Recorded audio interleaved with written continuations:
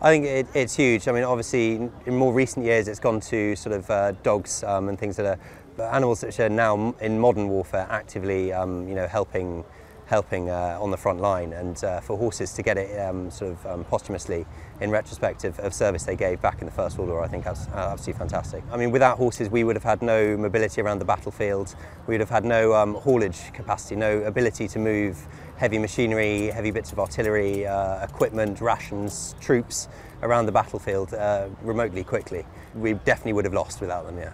Warrior's story has been so well documented, so for us it was very easy to look at all the evidence, because his owner and rider, General Jack Seeley, had documented the whole kind of work that Warrior did out there in the Great War. From the moment he arrived on the 11th of August in 1914, he was stuck in the mud at Passchendaele, he was there on the first day of the Battle of the Somme, he led the cavalry charge at the Battle of Moriel Wood. So, I mean, just fascinating stories, and it's a great privilege to be here. It's absolutely wonderful, and for personally and family-wise, it's absolutely extraordinary, because this really is a story which was told on my mother's knee. And my mother rode Warrior and, remembers all that sort of thing.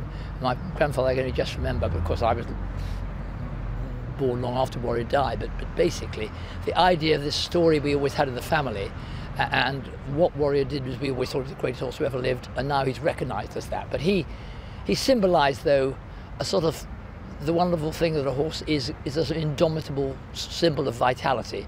And that was Warrior, went right through the war.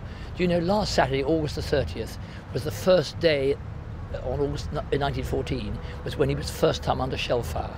And when the shells came down, he was frightened, but he stood still. He didn't panic. And right through the war, that was the thing about him, is he didn't panic.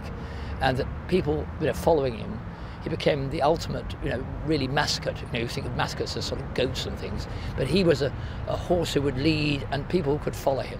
And then he survived the whole war. I mean, he shouldn't have done a million times, really. I mean, how he survived. And there's a poignancy, isn't there? Because there's 900,000 horses didn't come back, but he did, and he won a point-to-point 4 years to the day after he led a charge on March the 30th, 1918.